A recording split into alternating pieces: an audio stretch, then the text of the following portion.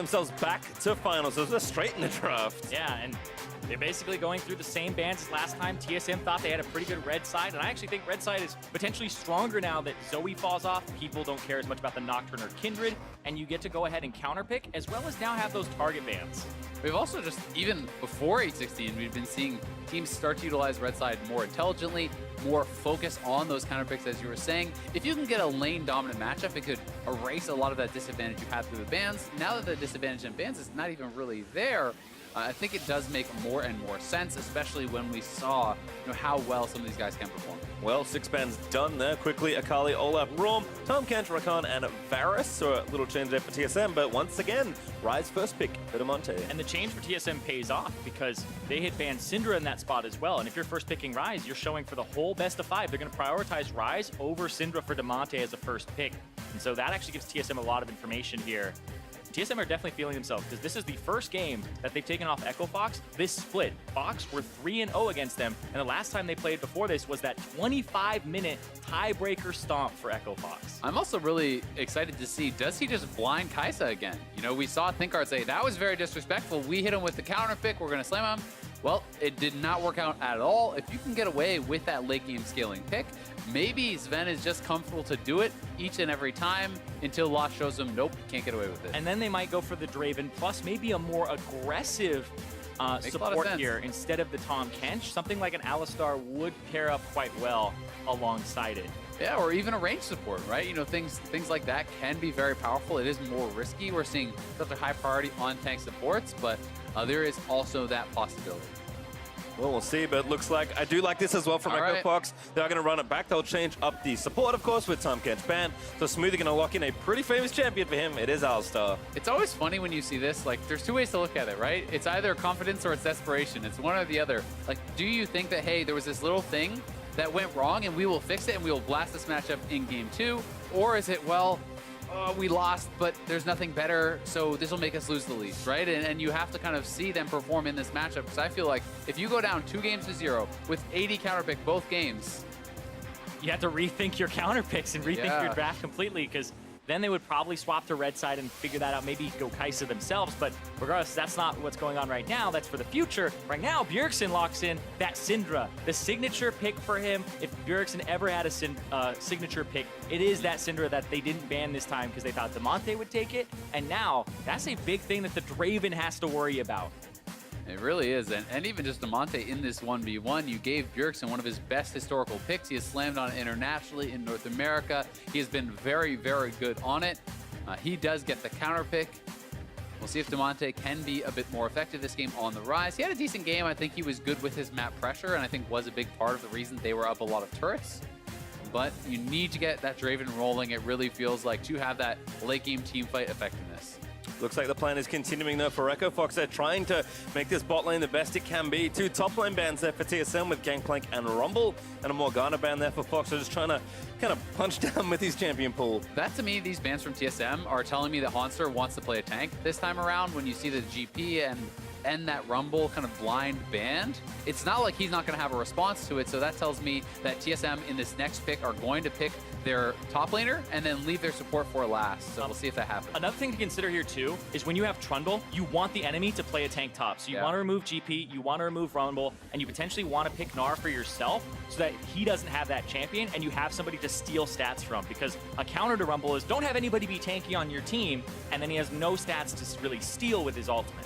There's actually a nub ban though, so TSM will not have that option there for Haunter, who had a very good game. We talked about the matchup historically, looking surprisingly good for Haunter, a player that has really carried TSM through a lot of their seasons and a lot of their wins. So we'll see if he can get something else done, but for now, it's Shen again. Yeah, likely Shen support, so we could still see the mix-up, and with Gnar off the table, maybe we will still see a carry versus carry style matchup in the top lane. Some of the high-priority ones were banned away, as you said. Huni still could go to something like a Camille if he wanted along those lines, but Cho'Gath being locked in is always going to feel very good for that Trundle, especially because of how much extra HP you actually build up from the Feast. The amount of healing you get in those team fights is absurd late game. Yeah, it's kind of a Trundle dream. If you don't have a Sejuani to steal like armor and MR from her passive, you might as well go for the highest HP champion in the entire game, right? So, yep, that'll definitely buff up Grig a whole bunch in these fights, and it's kind of what TSM were banning for. Kindred. And he still gets Kindred, even though it's very far down. And normally it was a ban on 8-15, but people kind of let it go to the wayside in favor of target bans. And I like this quite a bit.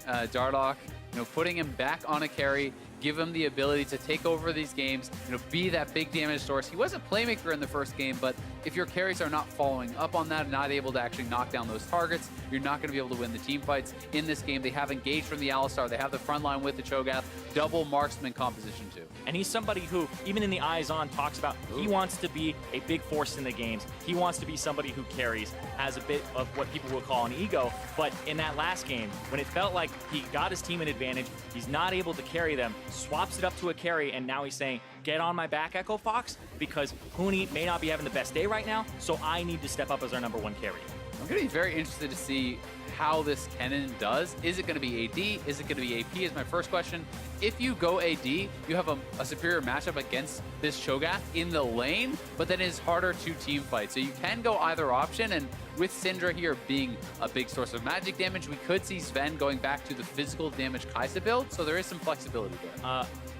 Personal preference would be Kai'Sa AP, Kennen AD. Even though I personally hate Kennen as AD, I think it's just too much of a linear play style. It's very counterable, but I never, ever, ever want to play AP Kennen versus Alistar. Versus Alistar, because he is just going to punch you out of every fight. Yeah, Kindred not helping you there either, as the coaches will shake hands. I think in general, though, Hauntzer being put in a position where he can have similar leverage. He really kept TSM in a lot of the early to mid game where they were getting pressure in the other two lanes.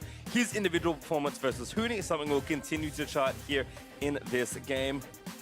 I mean, both Hauntzer and Huni, going to feel somewhat snubbed, not making it to the top 3 top laners of the split. These are guys who were perennial contenders to be considered the absolute best. They want to return to that form, and starting a good playoff run here is the way to do it. They've both been considered #1 and 2 back and forth in all-pro voting. There were even times where Hauntzer Huni conversation for MVP, and here, like you said, not in the top 3 for top laners this split. I think in general for both these teams, a lot to prove here. Huni, again, wanting to not have a quarterfinal exit, which has never happened in TSM, who almost had never missed a final, do not want to miss another one, especially with Worlds looming and on the horizon. There's really so many stories.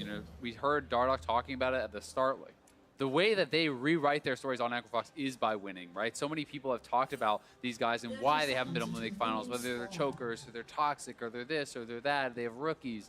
Guys like Lost.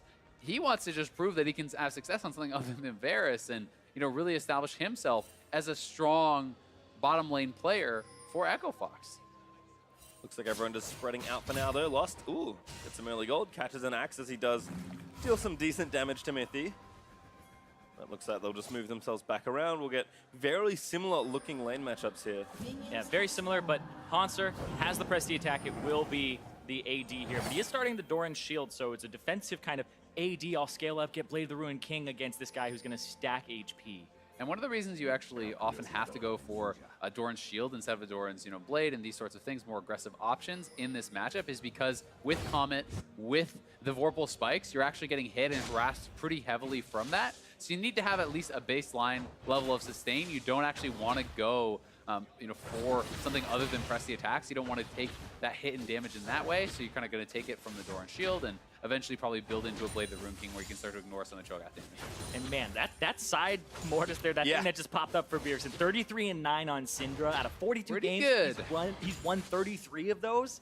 That is insane. That's that 75%, a little bit above that, but 7.0 KDA blows my mind. You go to your own op.gg, you're just like, oh, I played this champion a whole bunch, and oh man, 4.0 KDA, it's my best champion, or 5.0. 7.0 on a champion In pro play is crazy. Well, it was here in the bot lane once again. It feels like Sven and Mithy with a bit of a different support matchup are feeling pretty confident in their 2v2. They hit level 2 quickly as well. Lost is trying to harass and take the minions as he can. But again, this is something that has continued to impress me about Sven and Mithy. Somehow they go even in their lanes, and then a lot of time they just somehow win. And given how defensively minded they are as a duo, I don't really know how they do it, but it's a pretty good asset to give any team, as their results have shown. I mean, they're very good players, and they have been together for so long that you really do learn the ins and outs of how to play every single matchup as a duo, not just as an individual. Looks like they're ganking Damonte in the mid here. Could be struggles here.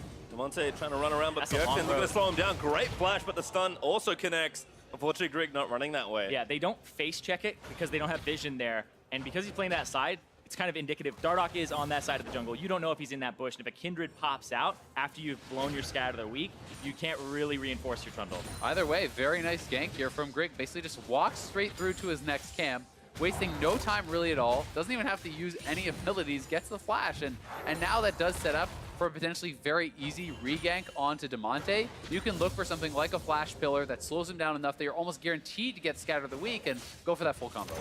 Kind of a re-gifted gank there from game one as Dardoch was able to pick up Bjergsen.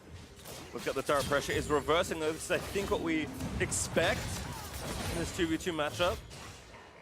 But again, Sven holding even keel on CS is always good to see. Yeah, and the fact that he's holding even and he's picking up all this CS means the scaling is still something that can affect them and make sure that he gets that raid played as soon as possible.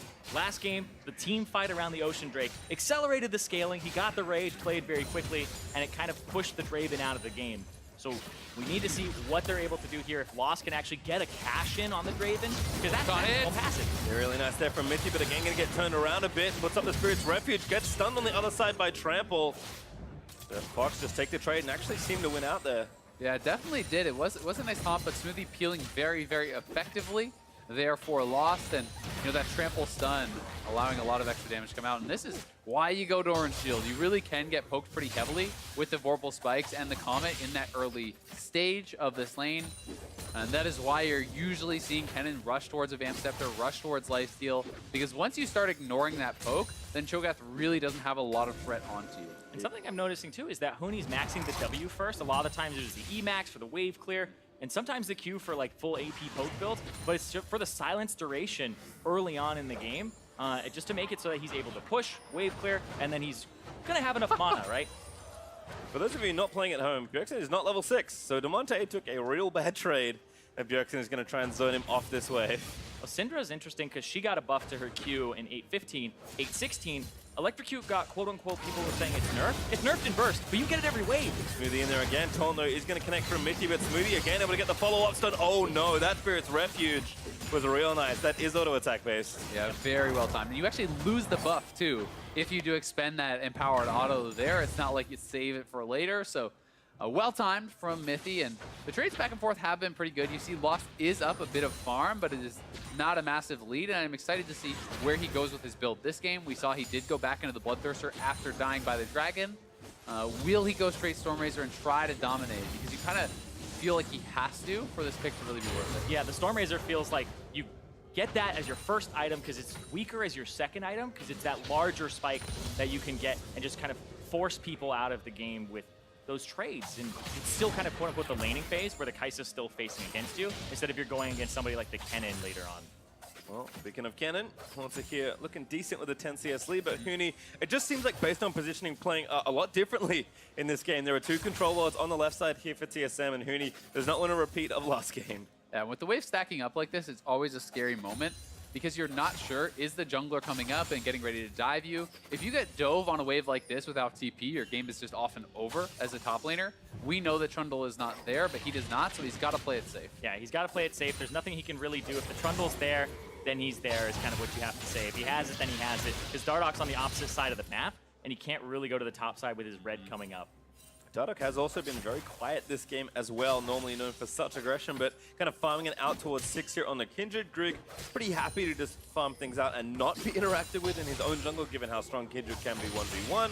But certainly a slower game. I think Echo Fox is trying to calm themselves down a bit after what happened in the first one. Yeah, make sure nothing gets out of hand because they kind of gave over a large advantage in the first game off of that kind of ambitious Drake contest. And here on the bottom side, though, Dardoch is here, Mithy. So is Grig, and Echo Fox might be baiting themselves into this because Trundle is standing on the outside. Smoothie also gets a double pulverize there. Mithigo is going to try and get the Spirit's Refuge out. Sander side is good, but Lost needs to find a few more autos. He will get one and force Sven to flash away. That's a good trade there because the gank comes through. They get the flash onto Sven, and he's going to have to back here, and they'll shove this wave. It is a cannon minion wave, so they'll be able to deal a decent amount of damage, but Sven has teleport, so I think he'll TP back to lane here just so he doesn't miss anything. Yeah, I think that will be definitely the call. So right back. And he is going to be going for Storm Razor first, very likely. You know, he has that BF, so it will be the AD build. They feel that Syndra is enough of a magic damage threat and Trundle to erase some of that armor as well. Yeah, and I guess it's because also the Kennen isn't really going to be in team fights. So if you went for the AP build, it's 2 AP threats in a team fight, and then the Cho'Gath kind of just has to build for the Kennen matchup. Maybe even ignore the Kennen matchup and just go for magic resistance. Yeah, we'll see if he wants to go into something like an Abyssal Mask, which can help you out, just kind of sustain through. Having the Catalyst can be pretty nice in combination with your passive. Because once he has lifesteal, you really just become that punching bag unless your jungler comes. You can't actually harass him down with your comment anymore, and you just kind of have to sit there and take it. And you look at this, I mean, Dardoch is been pretty quiet going over, maybe starting that blue up. Gets the crab bounty instead, so we'll take that. But it shouldn't be his, though. Yeah, it shouldn't be his crab, because they've had 2 control wards on the Pixel Brush and then the top lane, and using the pressure from Kennen. So it's kind of unfortunate for him. It's unlucky, but it's just the way that the waves work out and that the lanes work out. And I think for Bjergsen, this is what fans expect when they see this kind of player. Someone who has been in so many finals, at Worlds, every time he's been able to. Won so many titles here domestically in North America. This is the kind of lane dominance on a signature pick that I think we expect. The Smoothie trying to slap down Mickey, but Tom might disengage it in towards the turret. Smoothie forced to pop Unbreakable Will. Yeah, really not on the same page there with Lost. I mean, Smoothie goes in, Lost is still just farming, and then realizes that the fight is being committed to, throws out his ultimate.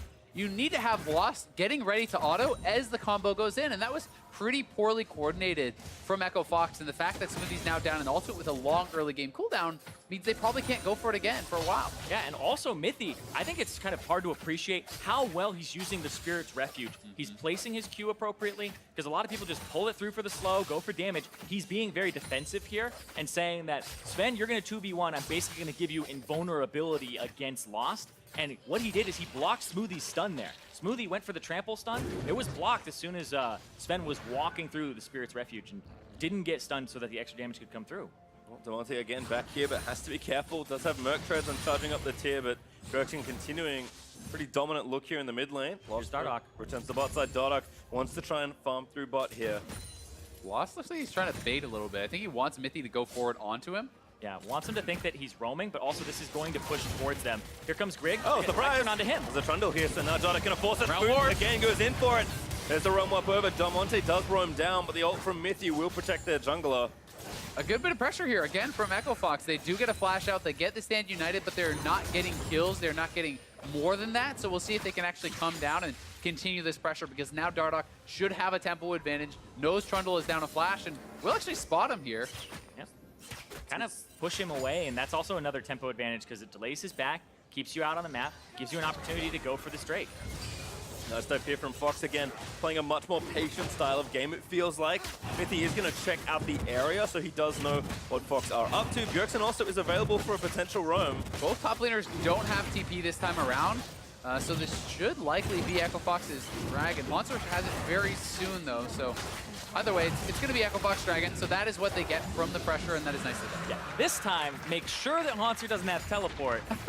Because last time, I kind of don't blame them for what they did, because their bottom lane had just had such pressure. Why wouldn't you play off that pressure? It was just they didn't take into account, teleport. Another great Spirit's Refuge to block. Usually stand aside though, but like you said, Mithy able to defend it nicely as Grigg going to try and trade here and start up the Rift Herald. It's his strong side of the map, so playing to that objective and kind of trading them is good. This may actually give Dardoch, I believe, another stack, because he got the Scuttle's on the bottom side, but I don't think he's getting it. Yeah, Honey does actually spot them, and there's multiple members coming up. So Dardoch and Damonte moving up. They may be a fight here. Remember, Feast could be useful, but it's on cooldown. Looking 3v3, there's Haunter with the defensive ultimate, but Grigg is going to get forced away now, rooted in place. Going to try and take him down, but he smites the buff as Bjergsen is going to roam over. First blood with the Haunter, but Damonte gets the kill on Grigg just at the other side. Now Dardoch is trying to force away on Haunter. Pops the Lam's Respite at the very last second, but Bjergsen is so strong. He'll get the kill, but Damonte is able to get another one there as well. Flash auto takes down Sven in the 2v2, and still Bjergsen and Damonte battling it out, but Damonte, he's got no flash. He's barely got any mana to speak of. He's just trying to dance around back into the brush, and TSM, I'm not sure they can chase. Bjergsen with a flash. He not might going to go look for this. We'll see. He's still looking, but he does decide not to go for it. Either way, Echo Fox 3 for 2 across the map as action explodes everywhere. Lost will get this turret, and we'll see if Smithy wants to give over the solo gold. They will finish it off, and he got the cash in. He gets the turret. That is such a huge infusion of gold, and they want to go for this because the flash is down on Grig. Exactly. They go after Grig. He's forced to smite it. They don't even get the Rift Herald there. Haunter's just pumping damage into Huni, but then this right here, the ultimate from Dardoch, kind of baiting them in the false sense of security that they're going to finish it off. That uses the cooldown from Haunter there. Haunter has to now stay in it and commit, and they basically had the mid laners trade kills there. And back here on the bottom side, they actually just decide, hey, we could just dive this straight up. He has ultimate again. This time, they were actually very well coordinated with it. The Spirit's Refuge wasn't there to block, and Lost was doing damage immediately at the start. They backed off, but Sven then decides to chase in, underestimating the Draven damage. There was no Spirit's Refuge. He doesn't have heal, so he kind of got heal baited a little bit there by Lost, saving it for the right time. And then the Conqueror proc actually threw off his damage because he E'd forward, Sven did, and then he had it turned around on him as the Conqueror came up there from Lost, who buys the Stormrazor first. Zale, you're calling out these item builds left and right, like, oh, it's going to be Stormrazor Kai'Sa, Stormrazor first to Draven. You're nailing it today, dude. Fox also with the changes are actually going to get the Rift Herald after that engage, and I think Lost, you can now maybe see why they wanted to pick this sort of lane. TSM will keep their duo in the bot side for now, but Lost is, again, a player that is certainly trying to prove himself here in the league. And he's trying to prove himself on Echo Fox, who has Dardoch and Huni, basically you would say number 1 and 2 carries for themselves, and even in their role in terms of who has the potential to carry and flat out 1v9 a game, it's usually these two guys. Straight in there, jumps on a Haunter, sprint the ulti, Mithy also here, lands his fight down, and Dardoch. That's a classic, unfortunately for him. Yeah, it does get punished a little bit there, but he did at least get the mark before going down. And top lane will get a turret here, so Huni's going to have to back off, but you have to say, in game 2, at least so far, Echo Fox's bottom lane counterpick to Draven has worked out. They get the 2v2 kill, they get the first turret, and they are off to a pretty solid start. They just have to kind of worry about what's going to happen from this Syndra later. Behind Huni. Grig, nice dodge. And there's Sven too. Pillars up, Sven here. It's be an easy kill. Huni, he tried not to overextend, but this time he picks the wrong avenue, and Grig is able to punish him. Yeah, kind of greedy there from Huni. No vision on the bottom side. You see double pink wards for TSM. He wants to push out the wave. Does get punished. But now it's time to push this top turret, get 3 people up here from Echo Fox, at least deal maybe some damage to it. But no, it's just a wave clear on it, because you saw 2 people bottom, potentially 3. They just think the rotation would come out too soon. Yeah, some pretty important item completions coming through on both sides. The Blade of Rune King always going to be so big there for Haunter, and Huni certainly falling behind as far as the farm is concerned. That is somewhat expected, but giving up a bit of a needless death there is going to hurt him in kind of getting to this stage where he can scale up and can be a team fight monster, because we never really saw Huni get to that last game. Despite the fact that he was kind of this late game Cho'Gath, he seemed like he was capable. Yeah, he was basically just getting shredded through because he was building HP. They had all of this plasma damage that did missing HP over and over again, and with all that attack speed. So the build was correct for Sven, and now he's going to go up against somebody who has that Blade of Rune King. Yeah, and he's going up against a Trundle, right? So that just makes it even harder. You're a Cho'Gath that's behind against tons of high damage sources here, and we'll see if he can kind of hold on and scale up. The red buff cannon gives the spike for Haunter, getting down to 50% HP. Pretty simple stuff there. The red buff is so good because it's going to give him that HP regen too, and he got it off of Dardoch, who was going for that invade, and having this split push means a lot for him. Yeah, it's kind of like a little Frozen Mount and a Warmog staple together, which turns out pretty good in a 1v1. On a cannon. As Dardoch does have the Rift Herald still, I believe, so he's able to maybe channel that and give Echo Fox another turret lead here in this game. Yeah, I think the plan is clear out the mid, use the Rift Herald soon, and then go for that Mountain Drake. But if they don't have the wave or the pressure here, or vision control, they'll just probably hold on to it for later. But I think this Mountain Drake is really what Echo Fox is trying to set up for here. It's going to be tough, though, because just like how it went wrong in the first game, this time, Haunter does have TP, Huni does not, right? So they have to be very cognizant about that TP disadvantage. And Huni, you can see, is playing so far back because he doesn't know if he's about to get dove. He's trying to wave clear from range, but they are kind of bleeding out this turret damage. Yeah, if you think the turret is going to die and you want the Mountain Drake, start walking Huni there now. Well, Huni is actually walking, so another nice prediction there. Huni's going to book it down mid lane with the Cloud help and try and get there in time for this fight. Dardoch over the back of the pit. Fox is trying to start this really quickly. Yeah, they're right onto it. I mean, Hootie's walking down. Monster will finish the turret, but he could join now. Looks like the call is just continue to push it, take that turret trade. Sven is farming in the bottom lane, and they're just going to shove up here in the top side because no one is there to answer. Yep, and here comes the Rift Herald too to continue pushing, because you have to say, if Haunter TP's in, Huni gets TP advantage for the next 5-6 minutes, so they don't want to sacrifice that. A lot of the threat from the Kennen is that he can split push, and he can threaten joining a team fight. Great from Smoothie as well. Make sure to threaten another potential dive, so TSM will lose their outer ring before Fox is able to, but almost 18 minutes through, look how close this game is. Fox were after a decent lead, but TSM did a nice job reacting and trading. This time, Fox are going to kind of playing more of TSM's game. Yeah, they are a little bit here. You know, it is back-to-back Cho'Gath games here for Huni. They are playing kind of this, you know, front line, tank it up style where they are looking more for team fighting. TSM is the ones that are really going to want to spread the map and split push. AD Kennen can join for team fights, but generally is much less effective there. Yeah, and it looks like he's going for Frozen Mallet next, so he's pretty much committing completely to the split push. I wonder if this is a build that's eventually going to incorporate, you know, we've seen Phantom Dancers in these builds, we've seen Rage Blades for the W just to get it faster and faster. But this is one where it's all about that harass, the press the attack, and just getting turrets slowly. But I think he's going to start going up against Damonte now, who has a lot of those kills. He's got 2 of the 3 on the team. He's actually been doing quite well in this matchup, and he has teleport himself. So the 1-3-1 I think is a little stronger from Echo Fox. TSM have more of a 4-1, and look at that, Smoothie with the collapse, forces the flash. Nicely done. Does get the flash out there, and now he's going to have to play a lot more safely. And I think it's an intelligent swap. You know, get Huni away from this cannon, allow him to get some farm, allow him to get some levels, and start putting Damonte, your strong member, as you were saying, to really pressure this guy. Because especially if Dardoch comes in, Damonte has the lockdown. They will have the damage to get. Oh, speaking of throwing Damonte in there, Haunter, he's got ulti. He's going in, but there's Damonte flash through. Good ult there from Mithy is actually enough to save Haunter. Smoothie also here, but Grig in defense there for TSM means it looks like just some turret pressure will have to be the consolation. They are pushing up mid lane here, though, with Lost. Huni is pushing out the bottom lane. So Echo Fox trying to be proactive across the map. They do now have to be careful, though, because you're missing multiple members on this bottom side means it's time to back off. Yeah, and the fact that you have to swap kind of the map state right now. Go for the Baron setup. It's about to come up. The 20 minutes hits, everybody swaps the map. Bottom is where you're going to put your TPs. Top side is where you're going to put the rest of your team / mid, and make sure that you can at least have control of that area and play around it. Because there's no Drake to play for. You're playing for that neutral objective up there. And we've been saying that Damonte is kind of the strong member here for Echo Fox, which is something that you wouldn't think you'd be saying when he came in. He's playing up against Bjergsen, this guy who has multiple MVPs, been to so many finals. He's basically the most decorated NALCS player, and he's going toe-to-toe against an NA mid. I think both the youngins actually are playing against 2 extremely strong Danish players, which is just a coincidence, but they've won so many titles in their respective leagues. I think for Lost to also be in a good position to try and carry here with his 2 items and the counterpick finally working out a little more. Echo Fox again are proving that the talent they have brought in to try and get to finals and win the split is now on the table. Can they do it against such experienced players? And the same thing for TSM, because we talk about experienced players across the board, except Grig. This is his first playoffs. Yeah. He has not been in playoffs before. This is the first time he gets to have a showing here. And so far, it's been funny because you don't really talk about him as being a new player to playoffs, because he's actually looked pretty seasoned, / he doesn't really like mess up or throw games off.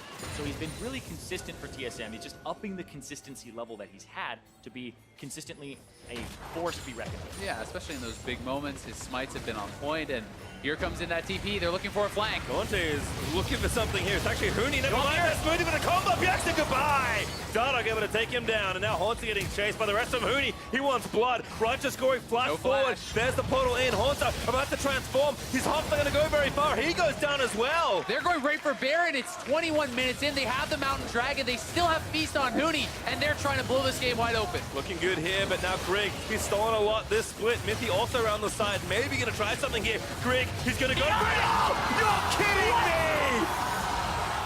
Huni mistimes the Feast there, and Echo Fox lose the Baron to Grig in a 5v3 with Cho'Gath. That is a backbreaker for Echo Fox. We were literally just talking about how Grig does not feel like it's his first playoffs.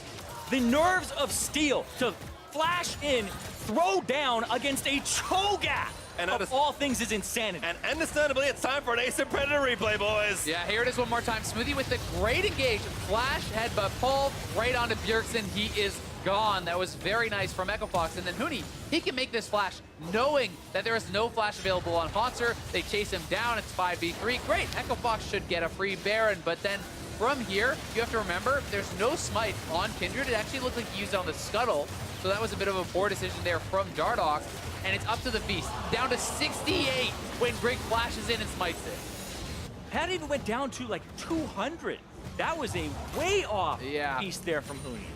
I mean, that is very poorly done from Huni, from Echo Fox, and I am pretty sure that that smite was just on the Scuttle. It was either on the Scuttle or the cannon. Either way, Dardox should not have actually used that. And especially if you have that in combination, then you can do your smite Feast combo at like almost 2,000. And it becomes so impossible to steal. So Echo Fox certainly with some critical mistakes there. That could have been the backbreaking move. Instead, it's TSM still right in it. Yeah, he did use it on the Kennen there. Yeah. Even though Kennen was pretty much dead to rights. He was. I mean, he's locked down. He is completely isolated. Smoothie They're going to want back. decides not to Hex Flash over the wall. TSM again trying to pressure, but Echo Fox really wants to outbreak Smoothie. Right to the backside, finds 3 with a Pulverize. But TSM just ward them off. Yeah, and TSM, you cannot give a team like this in playoffs any sort of room. You cannot make mistakes like that in the playoffs when you want to go to Worlds, when you want to win North America. That's just something that you have a Cho'Gath, you have the Smite, you can't give them that type of wiggle room. Especially when we just watched what it looks like when Sven gets the late game on the Callista. What is Sven doing there? Man. Nice ult there from Dardoch, but they ported everybody in. Sven actually looks like he's baiting the rest of the side. Fox there looking to go down. A Smoothie will fall to Greg. Demonte able to get out of there.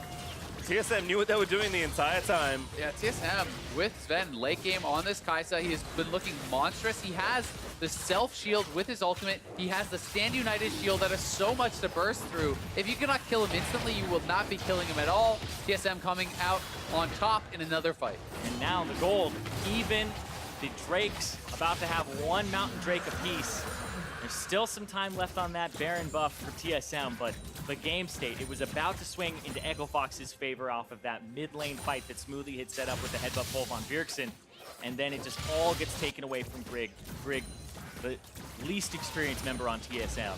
Yeah, here it is one more time. They go in with the Realm Warp, but look at these shields from Sven. There's a Stand United, and then ult over to the side. They were not even remotely close to taking him down. They didn't even break the shields. They expired, so Echo Fox in full retreat. Do lose a member, but they're trying to be proactive still. They're trying to look for those plays, despite the fact that they knew they really gave TSM more than they should have. Yeah, like the proactive Realm Warp into it with 4 people. You think it's a big party portal, but then immediately Dardoch has to throw down the ultimate. You're not killing anybody in that. And all of that damage that's coming through from Bjergsen, Sven gets to go ahead and pump damage into people during that time. It just means that Echo Fox, we still have the rise from Demonte with a really good scoreline right now, really good CS, but then Lost, this champion does fall off a bit here, especially in comparison to the Kai'Sa. I think problem becomes Fox are a team that, with their established members, can be pretty volatile at times. This is a big test for Fox, not just in-game, but mentally as well. Lost and Demonte will be pushed to their limits against one of the league's most seasoned organizations. I mean, it's easy to forget that Lost and Smoothie just started playing on the main roster, what, 3 weeks ago? You know, it hasn't been too long. TSM has been building all season with this roster and, you know, kind of reaching that crescendo at the right time. You know, Bjergsen talked about it, 5-1 in their last 6 of the regular season. But that doesn't always guarantee you success because we have to remember, they won 9 of their last 10 before getting swept out by Clutch. Yeah, and then they just said, let's bring in Weldon once again. Let's make sure that we're all gelling together. All 4 of the members had worked with him previously, and Greg was the only one that kind of needed to step up and, you know, make his voice known on the team. It seems they've empowered him. Even that one play that we showed where he was talking to Bjergsen saying Zilean needs to back now and defend the base, being more authoritative with his pressure.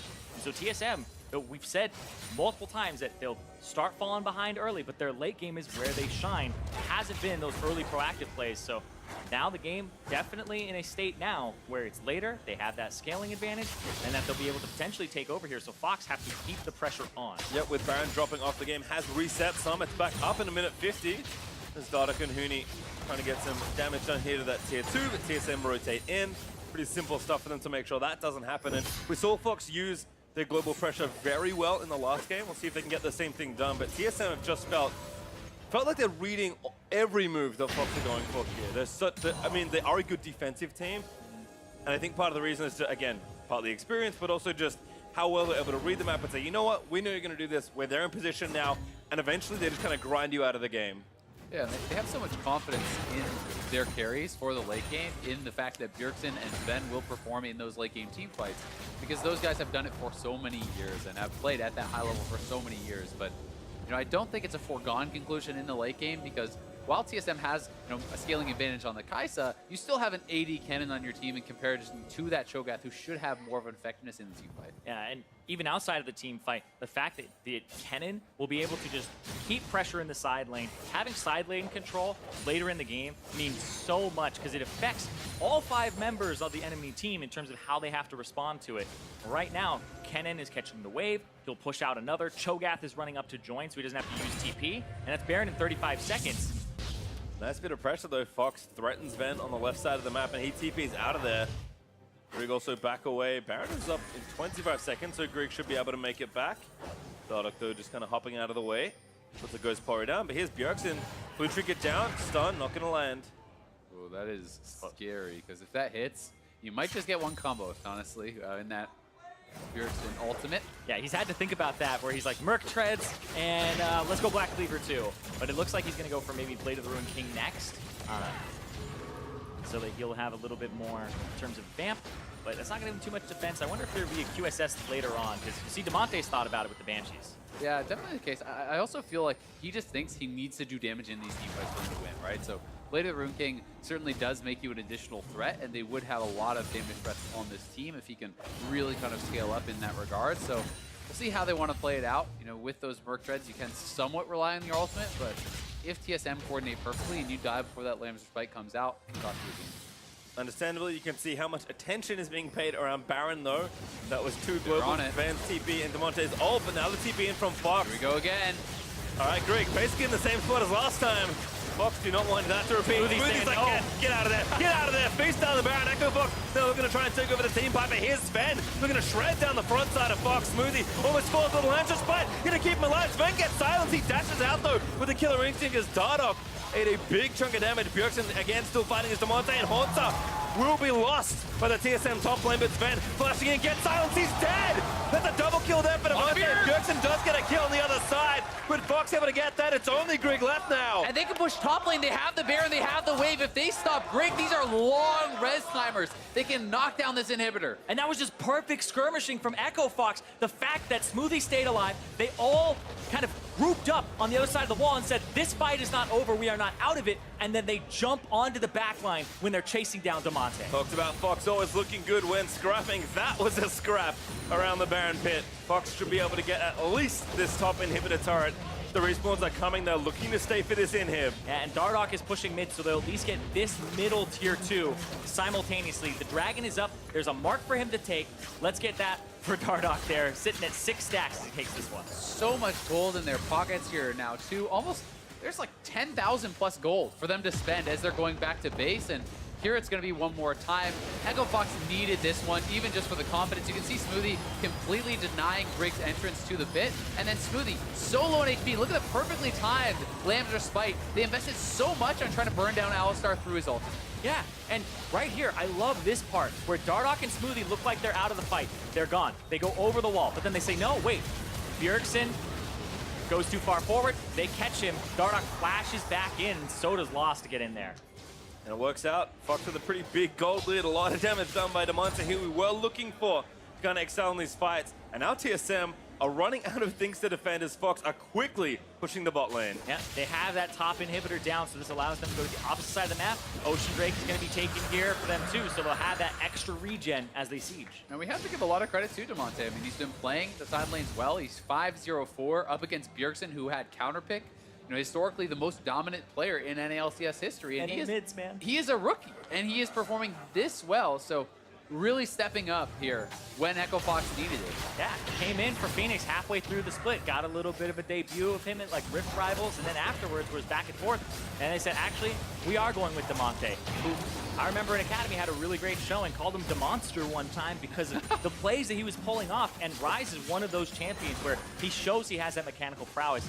And there was that conversation of, are these NA mids starting to come up. Like there's Cobelter, there's Golden Glue, and then you have Damonte coming up as well. Is he like that one that's going to be able to contest? Because it's always been an issue. People have imported their mid laners ever since Bjergsen came on the scene to try and contest him. And if somebody like Damonte, fresh out of NA solo queue, can do that, then it's looking better and better.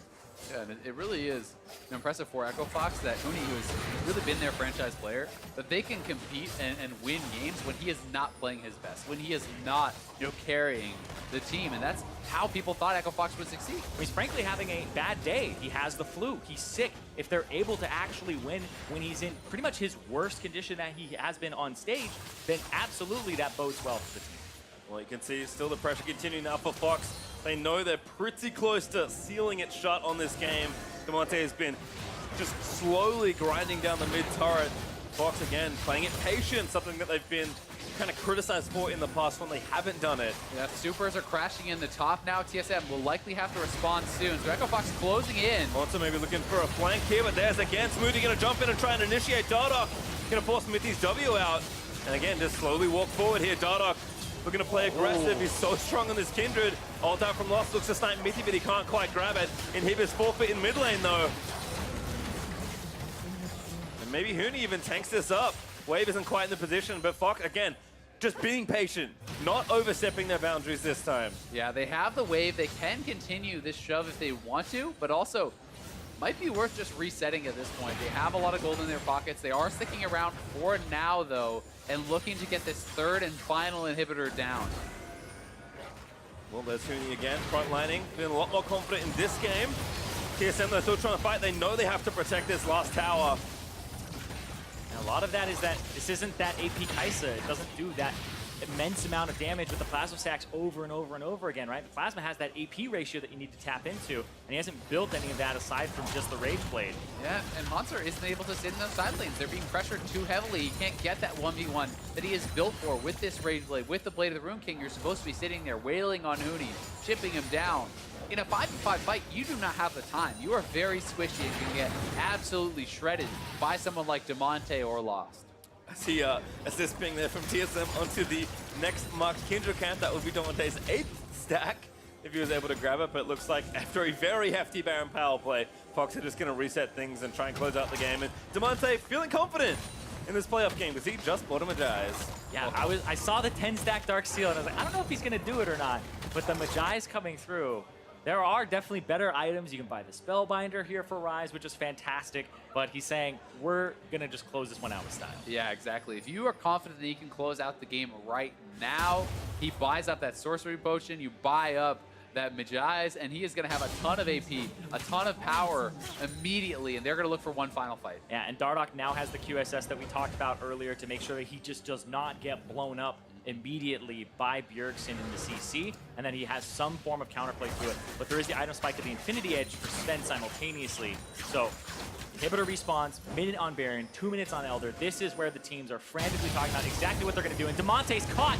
Realm Warp's kind of out of there, but now has to run through the jungle again. Bounce Mithy tags him, gets the move speed and the shield. Haunter over the top of the blast plan for Damonte, but he's able to get out. Rip him off again, he's trying to fight him. Gonna kite out of there. Almost gets the kill onto Haunter. Fox solo trade, they'll take top in him. Yeah, really well done by Damonte, surviving so long there and drawing in so much pressure from TSM. They do get an inhibitor down. The Elder is up soon, and so is the Baron, though. So this is a timing that TSM can play around. They could rush the Baron. Yeah, but that's why Echo Fox are all sitting in this bush saying, you have to face check us. There's a TP on Damonte. If they are not at the Baron at spawn, they're not going to be able to take it on TSM. Smoothie has flash. They may look for Sven here. We'll see if they make the call to go for the engage. TSM has no vision. Finally spot them with the blue trinket. Stun lands only onto Huni. Greg is going to move in and force a flash. Smoothie there gets the blast code. Actually moves it back out. Smoothie though going to get a double pull, but it's only on the front line. Huni going to try and find the pick, but he ruptures 2 in the middle. There's Bjergsen with a stun. Does get Dardoch low, but holds onto the ulti for now. Smoothie forced a flash. Dardoch burns his ulti. TSM corralling Fox back towards their own side of the map, and Huni moves in. Feasts on Haunter and takes him down. Damonte has TP. He's up in 1 second. He's going to TP into this fight. He's TPing on the bottom side. They're trying to corral them now. Echo Fox doesn't want them back to the base. Damonte's in. He gets Greg. He gets it. They take down the jungle. They know if they win the fight, then that's going to be game. Dardoch gets Bjergsen. Now Mithy and Sven have to fight it out, but this duo will be crushed. Echo Fox will even things up against TSM. And what a game from Echo Fox. Despite the Baron steal, they stay confident, they stay calm and composed. They get the next one, and they tie us all up. They're going to take down the Nexus turret. Respect is earned, and this time, Fox earn it. We have a series, boys and girls. Echo Fox able to take the second one. Echo Fox learning from the mistakes from last game. Less of Huni getting caught out in the side. More of not over-rotating their pressure when they had the Baron. Because that Baron that they got, the one at the end there, that wasn't stolen, that was one where, how did they even get in that position? They caught TSM out of position. And they did that even in the first game. So TSM need to kind of clean up their Baron control, because Echo Fox have been all over that objective. Yeah, they really have, and this was, I think, a real confidence booster for Lost and Smoothie. They were the ones who went to that counter pick. We talked about how you have to show that you are a threat on multiple champions or people will abuse you in the pick ban. This time, they get the 2v2 kill. They get the 2v2 first turret, and that really was, I think, such a catalyst for a lot of the success in this game, because Dardoch did not have a good start to the game. Neither did Huni. And between the bottom lane and Damonte, these new players for Echo Fox, those are the guys who bought time for the veterans to have an effect on this game. Well, Echo Fox, they snatched a win of their own to bring us to 1-1 in the series. So let's hear from the analysts to see how it was done. Thank you, gentlemen. It's all tied up at 1-1 as Echo Fox strikes back, and they do it with a very similar comp. A couple key changes. We had the Kindred coming in for Dardoch, and of course, with the Tom Kench on the ban list, the Alistar is picked up. But with all three other picks being equal to game number one, they do come out ahead this time around. One other big adaptation, of course, is the Gnar ban as well, which seemed like a bit of a problem, and the AD Cannon continues to not impress in North America. I think that AD Cannon is a really hard pick to make work because all you can do is split push. Cannon's got a very low auto attack range. He's not that tanky, and his kit is like doesn't really complement being an AD champion very well. Like your E makes you can't attack. Yeah. You want to be in there. So I mean, Mark kept talking about how he likes defending AD Cannon all the time because we've seen situations where the AD Cannon has worked in Korea where the game is a lot if you're more Korean, controlled. it's a different game. Just like totally different Jace. game. Right. Yeah, Just it's the easy. exact same. And this game was not controlled enough for an AD Cannon whatsoever. And also for TSM, have they ever this split actually played a split pusher who sticks to split push? I feel like they play a split pusher and then he just runs into team fights and whatever farm advantage. Right, even last game with the split push built Gnar, they were still doing a heck of a lot of team fighting. Right, I mean, they did gank and kill Huni about 1 billion times with the help of Sven, but like, it's not going to play that way every single time. And I think, you know, if your split pusher cannot team fight, if you're not picking like a Camille or something that can actually group up and help, you probably should not be picking it in this series. Right, so I didn't like the Kindred pick too much, but I did like a couple of the adaptations that Echo Fox had with their draft, mainly being the Kindred. I think that Dardoch played well on Poppy last game, but you can only do so much as full tank Poppy. I think that Kindred is just a lot stronger champion on a personal level, and so Dardoch is able to do a lot more in this game with Kindred. Yeah, I mean, we said that you meant you did like the Kindred. I like the Kindred. Exactly, for and the it's Poppy. because you're not putting your two most impactful players, including Dardoch, on the front line, right? And what's funny about that is I would say Damonte and Lost ended up having better games because Dardoch was on Kindred instead of a tank, just like he was opening up so much more space in the game on Kindred. Right, it also... This was a disaster. This one, yeah, that's a disaster. It was a huge mistake to try Baron while Greek's alive. Yeah, so Meteos actually this was called so it. frustrating. As soon as they start the hated Baron, He was memeing like, oh, they shouldn't go for this Baron. he Grig's wasn't alive. memeing. He was No, I was said, serious. He said, I Grig said- is alive. You cannot go for this Baron. Yeah, It will so- be What slow. What and about not this a Baron? joke. Grig was still alive, man. What happened Didn't here? get it. Yeah, what happened here? Well, they Smoothie adapted. smurfing. Yes. Obviously. Smurfing.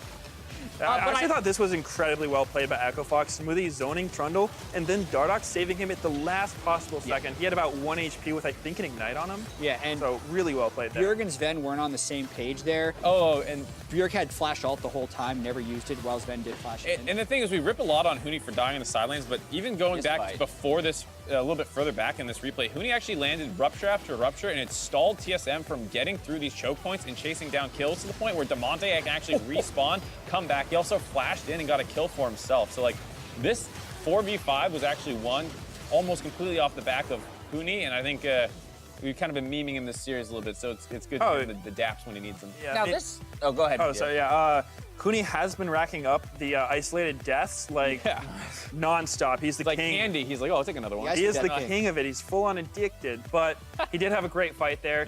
And one thing that, actually from a player perspective, in those kind of fights, you have to keep in mind that when we're watching from the spectator stream, we can see everything that's happening. But when you're in there, like there's so many bushes, you don't have very good vision. So Huni was able to find some really good ruptures, even without seeing them for the most part. Without a doubt, and that's why you want him in the game, right? He is a playmaker, even on a pick like the Cho'Gath. We do, of course, know that he's battling a bit of a stomach flu, but hey, 1-1, they're sitting in pretty solid position now, maybe with a little bit of momentum going in their favor. And I do want to recall a conversation that we were kind of having around Game 1 in terms of how well each team played. And to some degree, I think the consensus was actually that Echo Fox played the majority of Game 1 better than TSM. There are just those few big blunders we've seen across both games where TSM seems to grab hold of a fighting chance. I do think that, as a lot of people predicted in this series, it would be Echo Fox in the driver's seat. And it's just about if they're a drunk driver or not. Because when they're playing well, they're really good. They're super aggressive. They force a lot of pressure on the enemy team. Meanwhile, TSM is just kind of like the defensive team. They want to counter what you're doing, take your aggression, and try to turn it around. And I think it's basically like Game 1, they probably picked about 80% of those fights, controlled about 80% of the game. It's just that 20% of the time is a disaster when it goes wrong. It's not like, oh, that was a bad play, 1 death. It's like, that was a horrible play. We just gave up a Baron and got like 3 kills turned around on us. And Real quick, I just want to inject this piece of information. Moving into Game 3, Echo Fox elects to stay on blue side. There will be no substitutions, of course. So all 3 games played from the same sides for both teams. Let's talk a little bit of forward thinking, what we want to see change. Yeah, well, I think it's what Echo Fox should do. Based on like the meta of the series, TSM tried to flex on him in Game 2, think, okay, we're going to keep it exactly how you want. But now they get to go right back at him since, with the Gnar ban being adapted to, with Kindred showing as something they're willing to pick, it felt like when this inevitably came down to 5v5s, they did have probably the better team composition, right, with the Cho'Gath. So you got to disrupt it somehow. Echo Fox actually took a lot of risks that TSM didn't expect them to be able to take in that draft. So it's going to be, TSM has to change something. One thing that I would also like to point out briefly was that I do like how Echo Fox picked almost the exact same comp that they lost Game 1 with in Game 2. That shows that even though it didn't work out for them, they aren't really like, their confidence isn't faltering. They still know they can make it work. Something like Draven, that champion feels so bad to lose on, especially dying with a lot of stacks. But you saw they picked Draven again, and they just 2v2 killed TSM's bot lane, getting Draven a good cash out first turret. I agree that they picked a lot of the same champions. I think the comp played a lot differently. Like Tahm Kench versus Alistar and Kindred versus Poppy.